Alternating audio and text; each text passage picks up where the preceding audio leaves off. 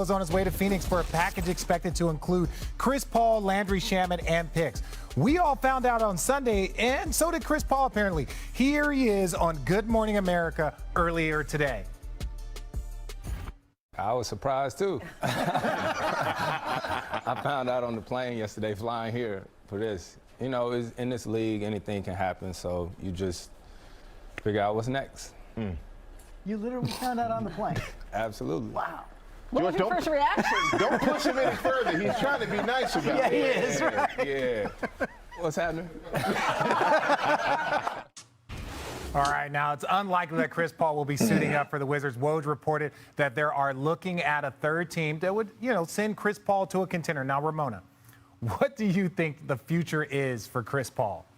I mean, I think that we end up with a buyout situation here in Washington, but you know what? He's been here before in Oklahoma City when they traded for him, and he ended up playing that year with Oklahoma City. I think a lot of us were surprised that didn't end up in a buyout situation. I don't see anyone trading for him. I think that that market had been explored before this trade, and he has a $30 million contract. It's 15 of which is guaranteed, and so I think if it ends up in a buyout, I think it's up to Washington if they want to do that for him and what that even looks like. But I think Chris Paul has made it pretty clear. He either wants to win a championship and play for a contender or be closer to his family here in Los Angeles. Phoenix was pretty close, just a jet SweetX flight away.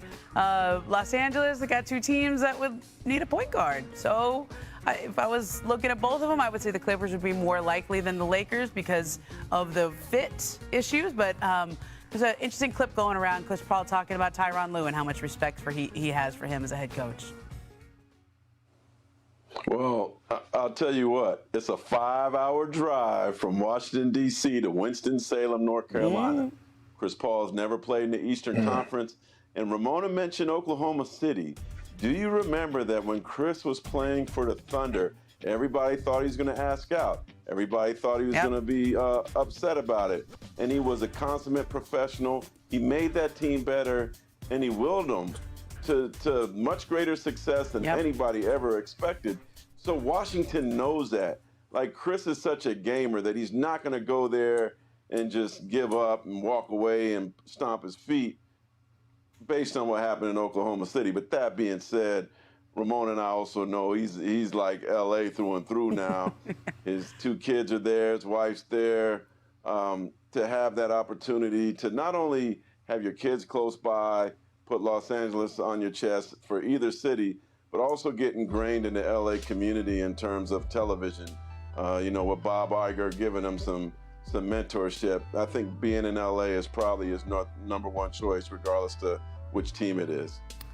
Perk, do any of these scenarios for CP3, do you see any of these kind of in your eyes of what you know about it? Is there one, do you think, that would be a best fit for him?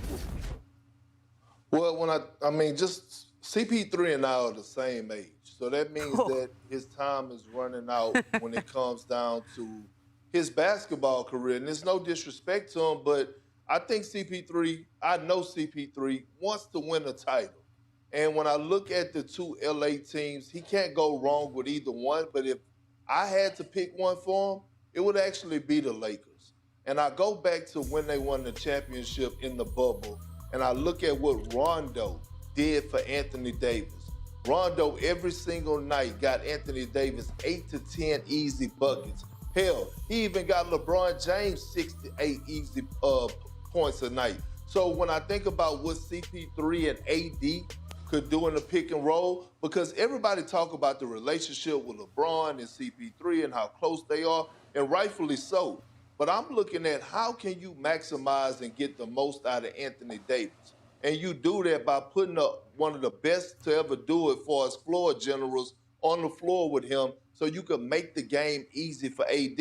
It's too many times that we have seen this past season that he have to work too hard to get buckets. Adding CP3 to this will help everybody on the Lakers get easier looks. That would be a fun full circle after the Chris Paul trade that did not happen earlier in his career. It would be an interesting one, but still to come on him. Raved about this kid right here. Walker turns, spins, fades for 15 feet, and he hits. Walker, look at it low. Blocked by Jarris Walker. Right corner, catch and shoot three. Got it. Right corner three, knocked in by Jarris Walker. thought yet about what it'll feel like when you hear your name called? I mean, I feel like I just got to be there in the moment to feel it. It's definitely gonna be emotional for sure. We now welcome in American Athletic Conference Freshman of the Year, projected top 10 pick, Jarace Walker. Welcome. How are you feeling? I'm feeling good, man. Happy to be in the city. Oh, okay. Now, look, you are 3 days away from hearing your name called on draft night. I want to know this. What is the emotions? What are you thinking? Just go through it for us. I mean, it's tough. I'm trying to just, let it happen, let it all play out. But I mean, obviously the mind is rolling, thoughts is coming in about where I'm gonna end up with city, with team, coaches, all that. But I mean, I'm just trying to take it day by day, just enjoy the process, because I know I don't got no control over it. So. For the people that didn't watch you play at Houston, there is one skill that keeps popping up over and over and over again. It is the fact that you have a high energy and tons of hustle. Like, what is that brings that out in you? Why is that something that is a staple that NBA teams are paying attention to? Honestly, it's that Houston culture. I mean, Coach Sampson, just the culture that he emphasizes every day, just the hard work, just grimy, hard-nosed, get on the floor, rebound, play for your brothers, just really putting it all on the floor out there for your teammates. So kind of just implemented that throughout the culture, through practices, just day by day, like even film, like if you're not playing hard or giving it 110%, like we're definitely going to be called out and held accountable. So just noticing that and just changing to the culture too. Okay, so you've been watching this league. Is there a player that you pattern yourself out? Doesn't mean that you're the same player or you bring the same thing, but you're like, I like his game, I watch his game. When I work on my game, I like to pattern myself after that player. I would say I love the Celtics and like the duo they have, like with Tatum and Jaylen Brown, just their versatility, two-way guys, can put the ball on the floor, get their teammates involved, defend, rebound, like just two guys who could do a little bit of everything on the floor. So I feel like I'm kind of a versatile player who will get my own shot, create for my teammates, but also defend at a high level. So I definitely love to use those two guys for sure. Okay, now speaking of high-level players, two of your high school teammates went to the IMG Academy with you, Keontae George and Jet Howard. They're all projected first-round picks. All three of you are in the green room. I want to know this. How on earth did you guys lose 3 games your senior year of high school? You told me all 3. Who were on those teams? So we had Sunrise twice, and then we had Mount Bird last loss of the season. Okay, last loss of the season. Is there any revenge there? Is there any players you're looking at like, we could have got that one back? I mean, like, you could make any excuse you want. Like, we went internationals. I think we had 7 players. Our point guard, Jaden Bradley. I mean, one of our key pieces, he was hurt. So, I mean, it was different playing without our point guard. But, I mean, it's no excuse. We had a high-level team, great bench. So, I mean, it was really on us. So, I mean, it is what it is. It happens, I guess. Okay, fair. It wasn't your fault. It was your point guard's fault. We'll blame it on him. I understand that. Look, I just want to say this.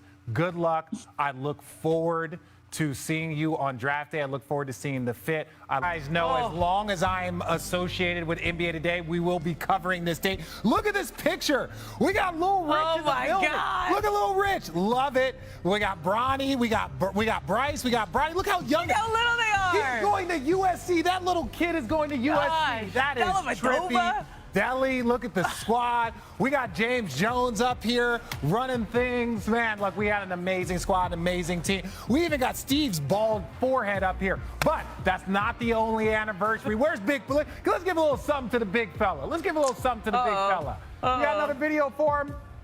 'Cause here it comes. Wait for it. Wait for it. Perk, we're going to make you wait. I know that's not something you do often in Buffalo. How many people are still in your group text? The group text has never changed, but I will not. Is it still hopping? I will not divulge the name. Look at Big Perk. Oh. You say it right there, RJ. Oh, Hey. Perk. Now, we know we don't smoke in front of the kids, Perk. You got Doc. You got all them, Perk. What's your favorite memory?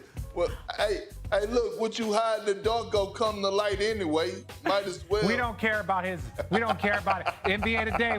We'll see.